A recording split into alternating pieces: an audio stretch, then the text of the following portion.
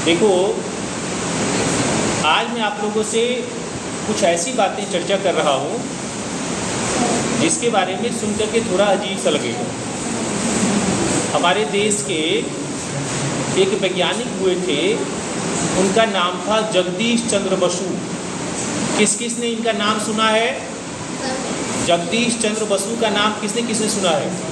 हजरा ने सुना है और किसी ने नहीं सुना है? आपने भी सुना है, चलिए साहब ने भी सुना है। तो जगदीश चंद्र बसु ने इस एक यंत्र का आविष्कार किया था। उस यंत्र का नाम क्या था? किसी को है जानकारी? नहीं है। तो देखिए, एक बहुत अच्छी कहानी है। जब वो बहुत छोटे थे, यानी उनकी उम्र जो है मुश्किल से 5 साल या 6 साल रहा होगा, क्योंकि उस समय में इतना जो है अंदर परसेप्शन लेवल नहीं होता है कि वो किसी चीज़ को अपने से वो सोच सके। तो वो खेल रहा था और शाम हो गई थी। तो खेलते खेलते उसके गेंद जो है वो एक झाड़ी में चला गया।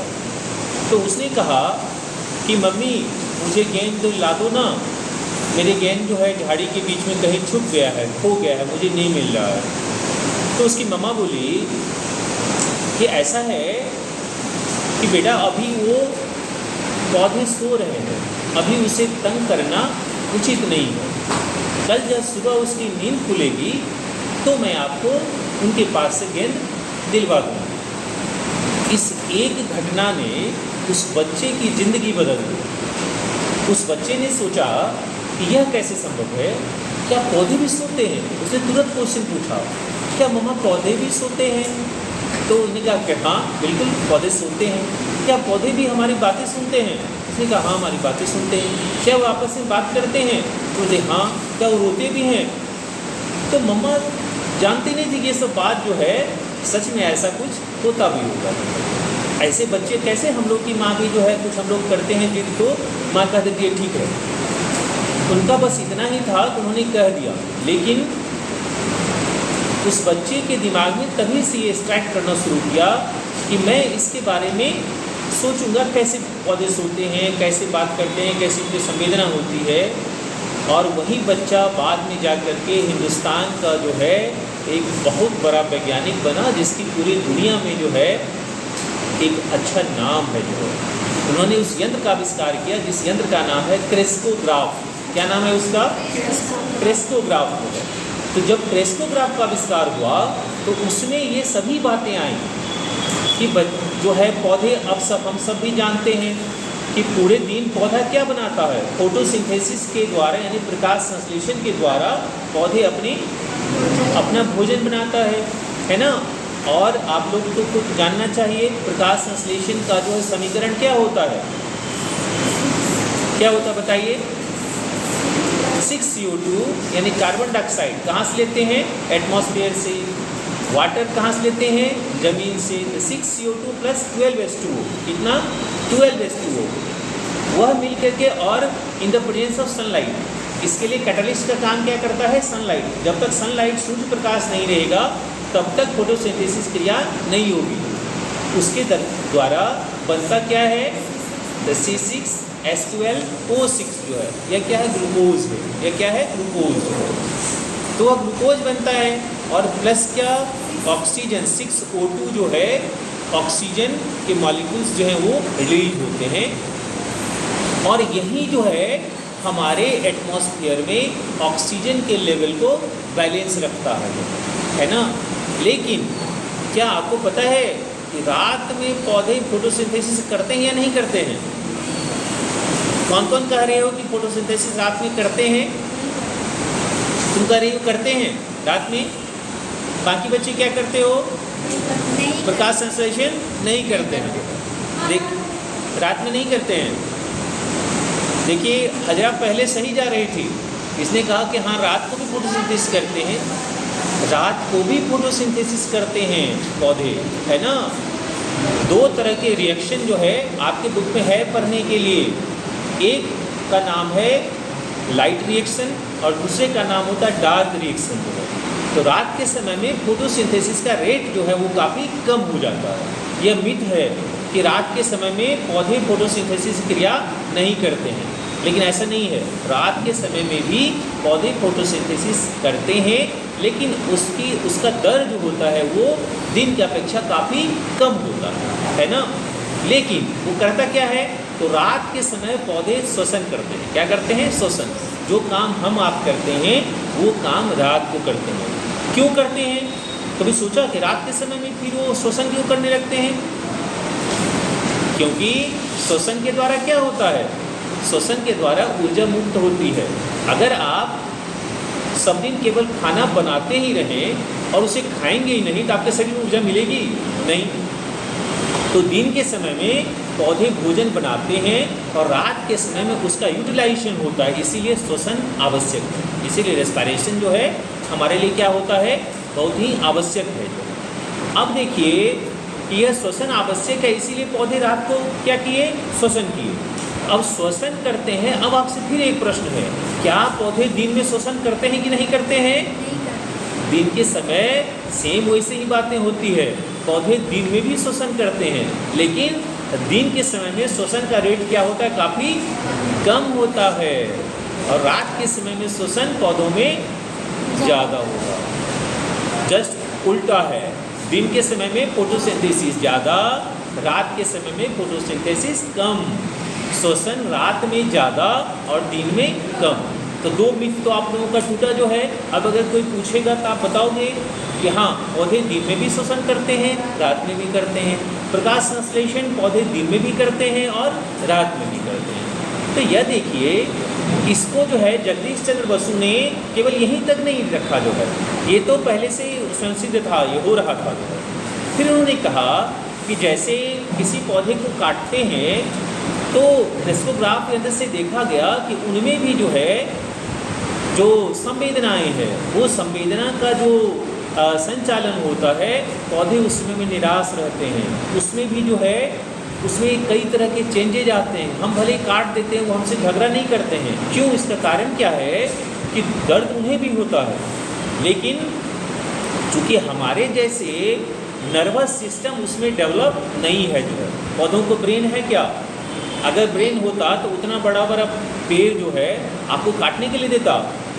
सोचो, जिसके पेड़ से हम कुल्हाड़ी बना लेते हैं और वो हमें काटने देता, हमें पकड़ लेता जो है।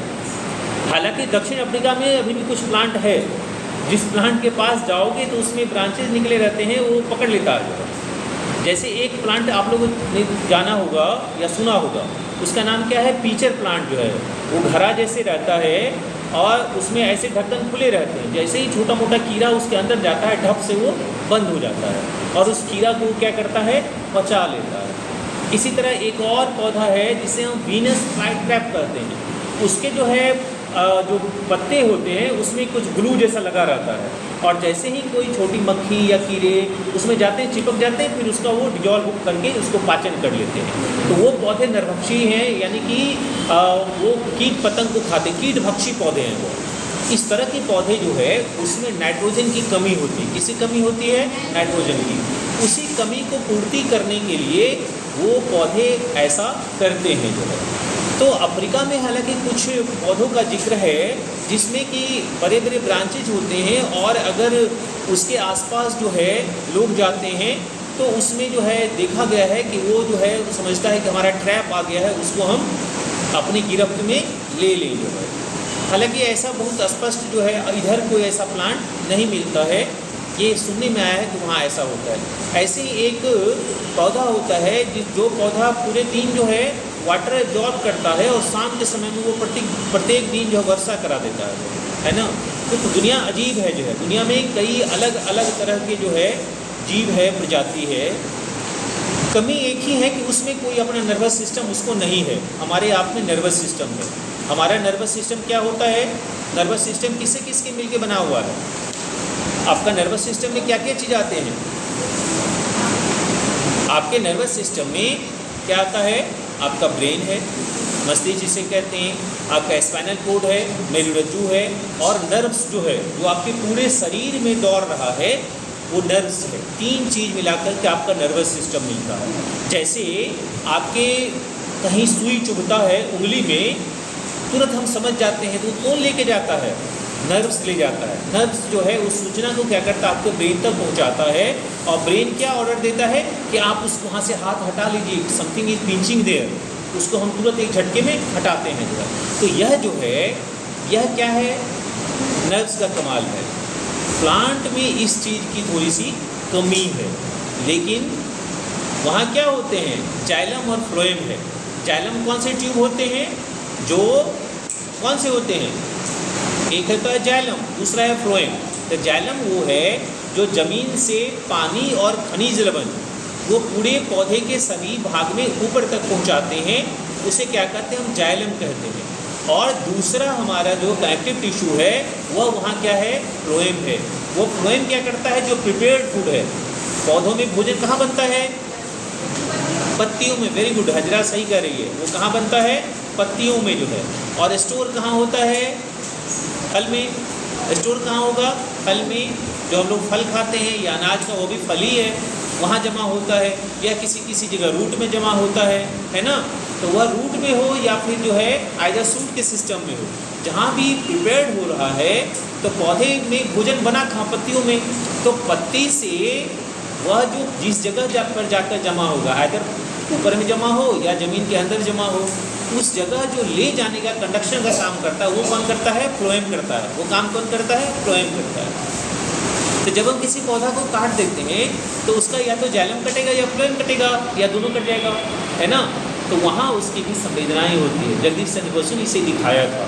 हालांकि प्लांट में उस तरह का सिस्टम तो नहीं है, लेकिन हार्मोनल सिस्टम डेवलप है, जिस सिस्टम के बारे में इससे पिछले दिन मैंने बताया था आप लोगों को। तो उसमें हार्मोन्स जो है कौन कौन से हार्मोन्स होते हैं, ऑक्जिन्स है, जिबरेलिन्स है, साइटोकाइनिन्स है, इथिलीन है और एब्सिसिक एसिड है। ये 5 हार्मोन्स जो है के बारे में मैंने चर्चा किया था, अगर याद होगा। याद है, किसको याद है, साइका, ऑक्जिन्स क्या है, what is the role of auxins, नहीं याद है।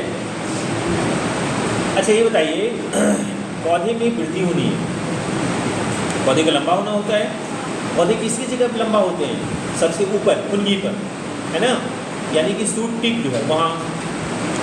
और कहाँ होगा, जहाँ डंठल गांठ होती है उस जगह उसकी लंबाई क्या होती है, बढ़ती है। छोटा पौधा है जिसके बीच में इतना पोर रहता है, इतनी दूरी, फिर वहीं बढ़ के क्या लंबा हो जाता है, तो वहाँ। और तीसरी जगह उसकी मोटाई बढ़ती है ना, पहले पतला है, बाद में क्या होता है, मोटा हो जाता है। 3 जगह पर वृद्धि होगी। वृद्धि कब होगी, हम आप कैसे बढ़ते हैं, हमारा सेल डिवाइड होता है, एक सेल से 2 बना, 2 से 4 बना, 4 से 8 बना, और ये बढ़ते बढ़ते हमारे शरीर की मोटाई को बढ़ाता है। उसी तरह पौधे भी वृद्धि करते हैं। तो वहाँ ऑक्जिन हार्मोन्स का काम होता है। किसका काम होता है, जिबरेलिन्स जो है उसका भी काम ऑक्जिन के जैसे ही है, लेकिन अंतर है जिबरेलिन्स में क्या, जब हमें सीडलेस प्लांट प्राप्त करना, कैसा जो है प्लांट, मतलब ऐसा फ्रूट हो जिसमें कि सीड नहीं हो। कितना अच्छा होगा, आम में जो है सीड नहीं हो, बिना सीड का आम हो, जैसे अंगूर खाते हैं वैसे आम को लेते ढपाक से खाते, होता है ऐसा।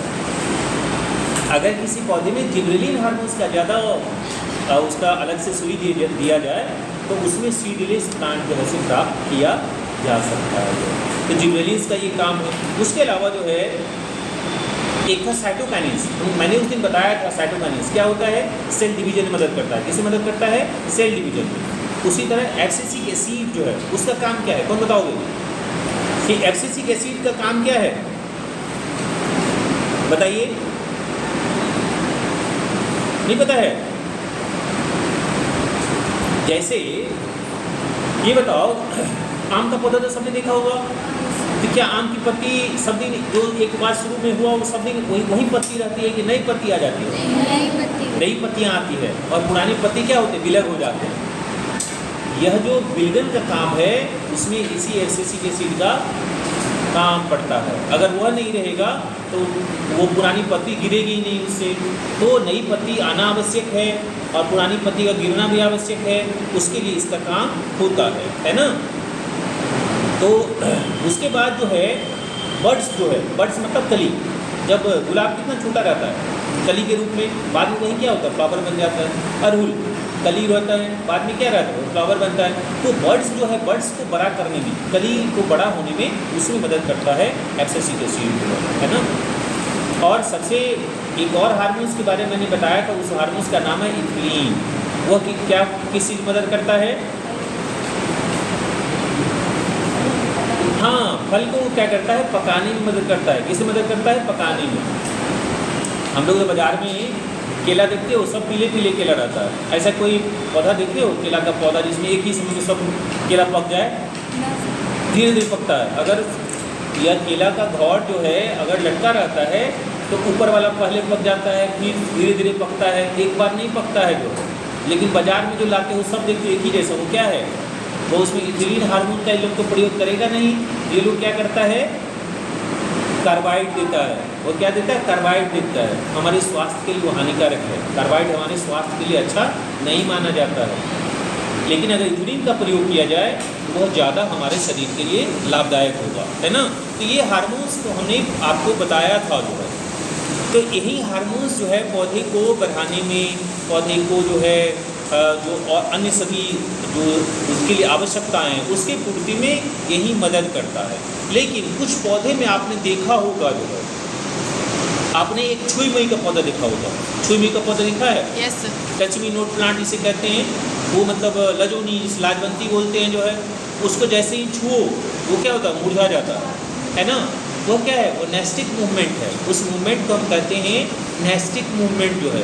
वो एक्चुअली क्यों होता है, कभी इस पर गौर किए? वो पूछता है बोर्ड परीक्षा में, कई बार एक क्वेश्चन पूछा गया है, बोर्ड परीक्षा में कई बार एक क्वेश्चन पूछा गया है कि यह क्यों होता है। यह वास्तव में जो है इसमें क्या होता है कि वह जो देखते हो कि जैसे मान लो कि हमारा ये हाथ क्या है, यह हाथ हमारा उस छुई मुई का एक पत्ता है ना। तो यहाँ देखोगे इस जगह पे पल्वाइनस रहता है। यहाँ जो है गौर से देखना, अभी तक गौर से नहीं देखे होगे आप लोग, अब जाओगे तो गौर से देखना। यहाँ देखोगे फूली हुई आकृति मिलेगी, जिसे पल्वाइनस बोलते हैं। इस फूली हुई आकृति में वाटर जमा रहता है। क्या रहता है जमा? वाटर। और पौधा ऐसे है, यहाँ पत्ती सभी में लगे हुए हैं जो है। मैं जैसे ही इसे छूता हूँ तो उसमें संवेदना है, वहाँ जैसे ही छूते हैं ये क्या करता है, वो मुरझा जाता है। वो तुरंत सिग्नल दिया इसको जो है, ब्रेन तो उसको है नहीं, ये नहीं है जैसे हम लोग के यहाँ अगर हाथ में कुछ चुपता है तो मैसेज कहाँ जाता है, ब्रेन को। वहाँ ब्रेन को नहीं जा रहा, वहाँ कहाँ जाता है, वहाँ आया इस जगह पे। जैसे ही यहाँ आता है, ये टच हुआ, यह वाटर क्या होता है, तुरंत इसमें इधर की ओर बढ़ गया। तो जैसे बहेगा, अब ये हल्का था, बहेगा तो क्या होगा, झुक जाएगा वो। इसी कारण से वो नेस्टिक मूवमेंट के चलते ऐसा होता है ना।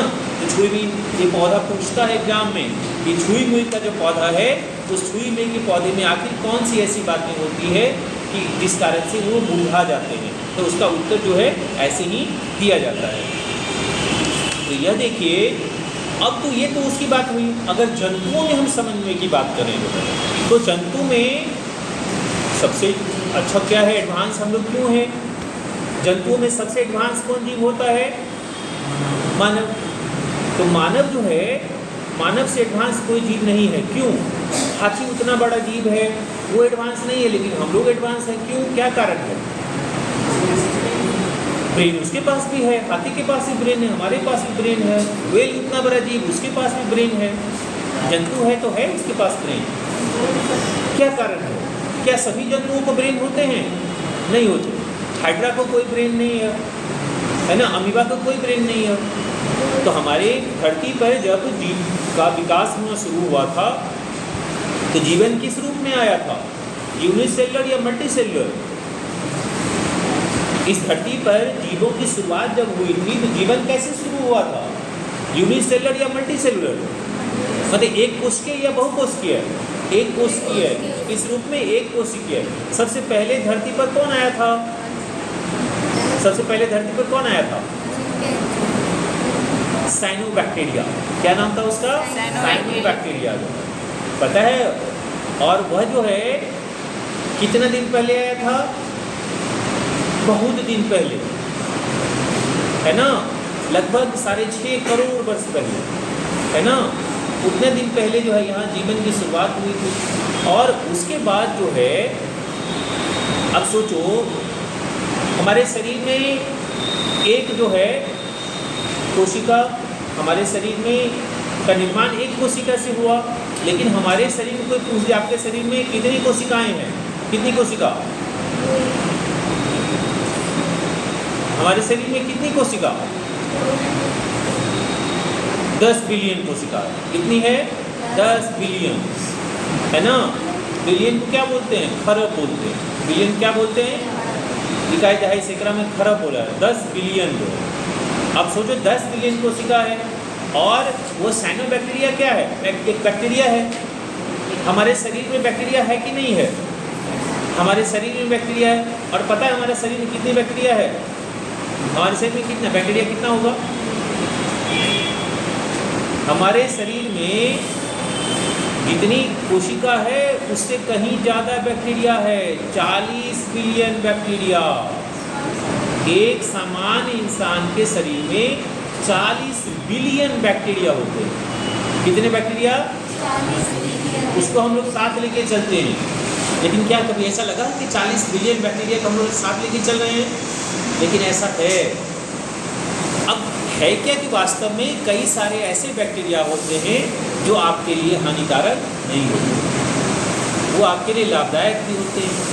आपके शरीर में जैसे आप पता नहीं आप लोग जानते हो इस चीज़ को, नहीं जानते हो, प्रत्येक व्यक्ति को रात में सोने से पहले ब्रश करके सोना चाहिए।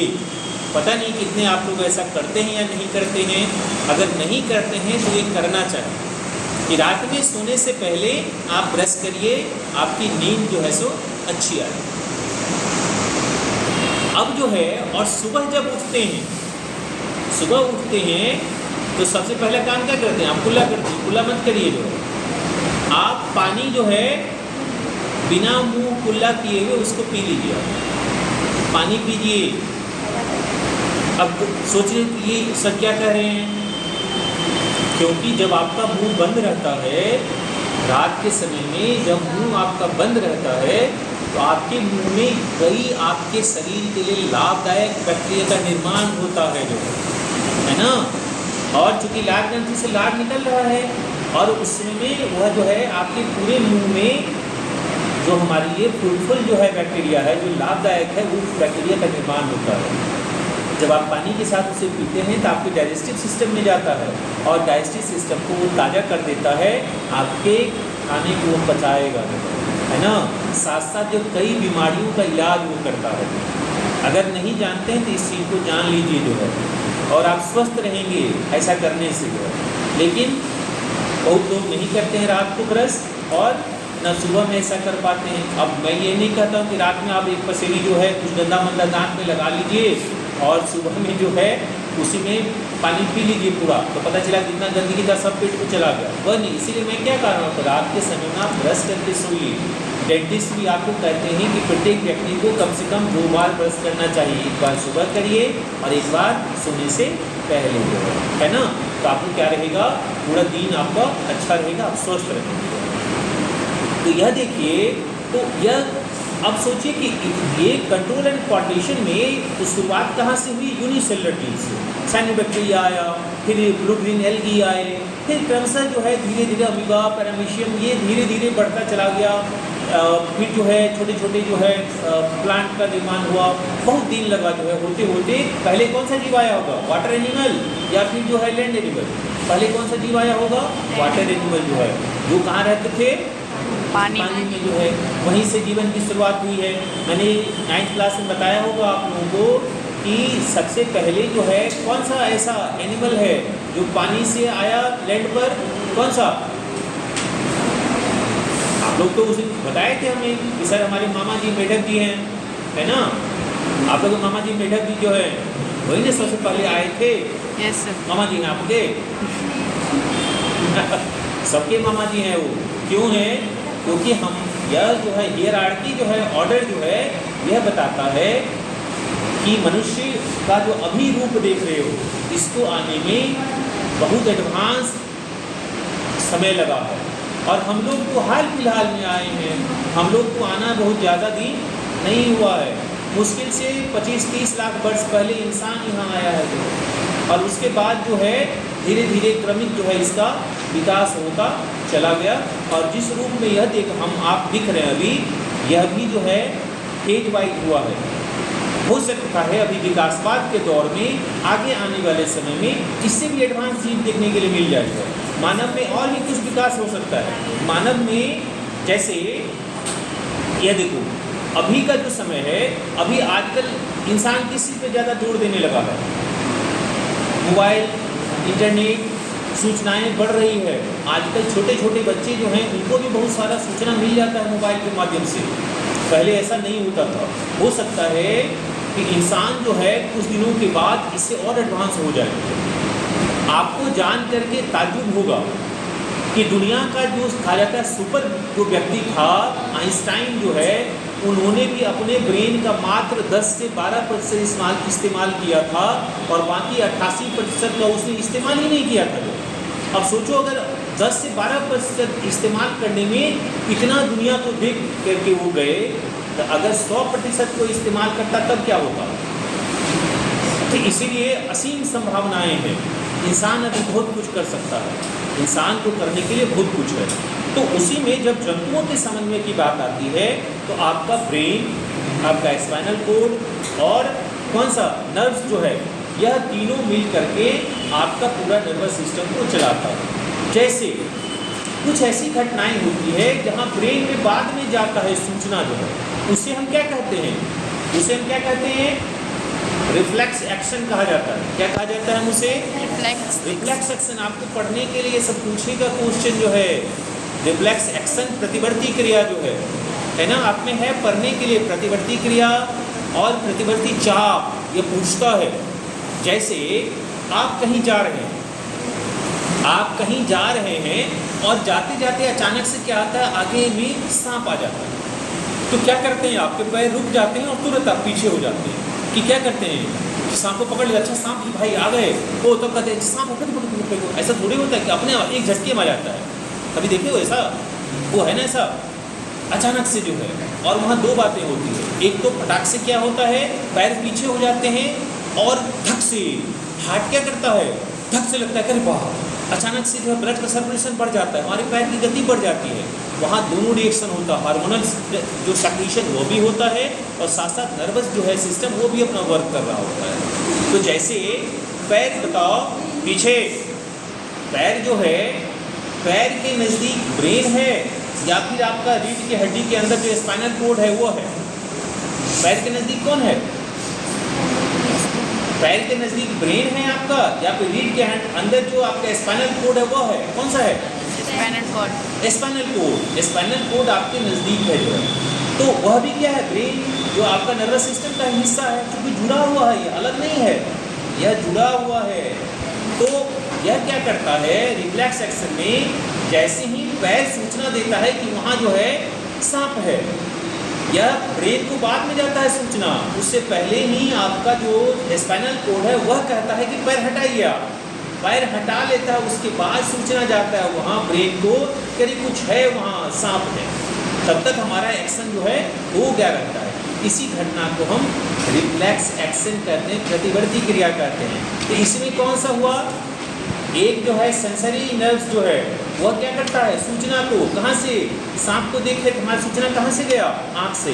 कहाँ से गया? आँख से। वो फोटो के माध्यम से, लाइट के माध्यम से सांप को हम कैसे देखते हैं? फोटो के माध्यम से। और वहाँ से सूचना कहाँ चला गया?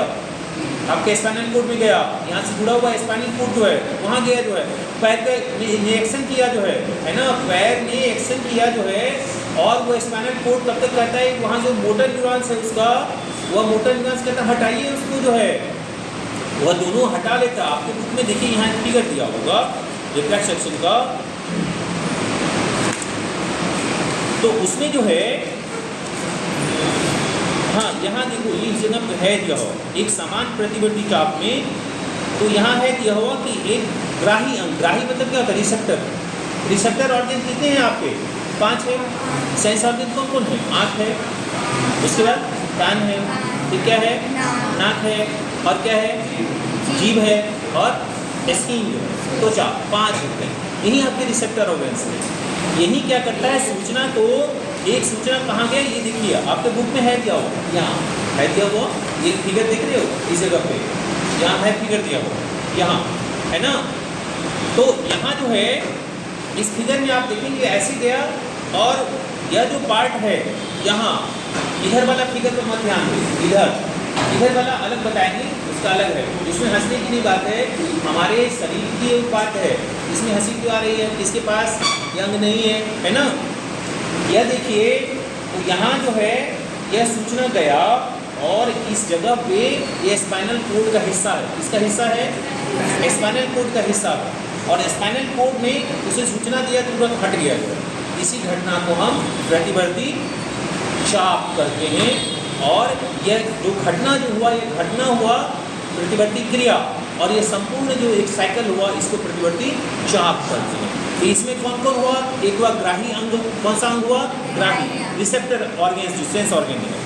दूसरा क्या हो गया, संवेदना मार्ग, जिससे संवेदना कहाँ तक पहुँचा, हमारे स्पाइनल कोड तक गया। तीसरा क्या हो गया, नर्व सेंटर, ये सूचना किसको भेजेगा, नर्व सेंटर को, है ना। चौथा क्या हो गया, मोटर पाथ, ये उसको सूचना भेज दिया, लेकिन मोटर पाथ तुरंत कहा कि हटाओ वहाँ से, जो है एक झटके में हमने वहाँ हटा लिया, मोटर पाथ। और पांचवा क्या है, इफेक्टर्स जो है, जिससे वह गया मोटर पाथ, जिससे उसने भेजा मतलब, और फिर जो है वह है अभिवाही अंग, जिसने हमारे बात को सुना और हमारे बात को माना, जो है। ये 5 होते हैं इसमें प्रतिवर्ती चाप में, जो है कौन कौन, प्रतिवर्ती चाप में कौन कौन हुए, 5 हुए। पहला कौन सा हुआ, ग्राही अंग, पहला कौन हो गया, ग्राही अंग। दूसरा कौन सा हो गया, संवेदना मार्ग। तीसरा कौन हो गया, तंत्रिका केंद्र। और चौथा क्या हो गया, प्रेरक मार्ग। चौथा क्या हो गया, प्रेरक मार्ग। अब पांचवा क्या हो गया, अभिवाही अंग। ये 5 मिल करके समूचा रिफ्लेक्स आर्क की घटना को संपन्न करता है।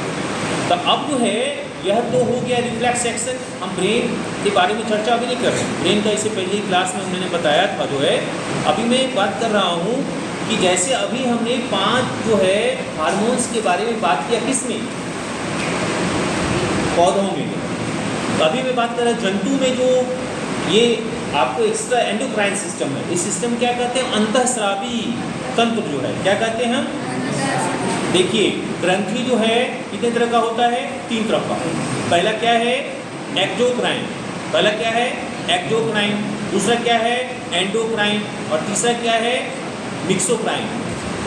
एंडोक्राइन जो है यह डक्टलेस जो है, यहाँ कैसा होगा, डक्ट नहीं है, विदाउट डक्ट जो है, यानी नलिका विहीन ग्रंथि, इसमें नलिका नहीं है। दूसरा क्या हो गया, एक्सोक्राइन, इसमें नलिकाएं हैं। और तीसरा क्या हो गया, मिक्सो, जिसमें दोनों तरह का गुण है, एंडोक्राइन भी और एक्सोक्राइन भी। तो एक्सोक्राइन में जैसे लीवर, लीवर का नाम सबने सुना होगा। पूरे शरीर की सबसे बड़ी ग्रंथि कौन सी होती है, लीवर। सबसे बड़ी ग्रंथि कौन है, लीवर। लीवर क्या है, एक्सोक्राइन है ना। वह जो है उसमें ट्यूब लगे हुए हैं, उसमें क्या लगे हुए हैं, ट्यूब लगे हुए हैं। और उसके जो बाइल्स का सेक्रेशन होता है, वह सेक्रेशन उसी ट्यूब के माध्यम से आपके स्टोमक में आएगा, है ना, या स्मॉल इंटेस्टाइन में आएगा।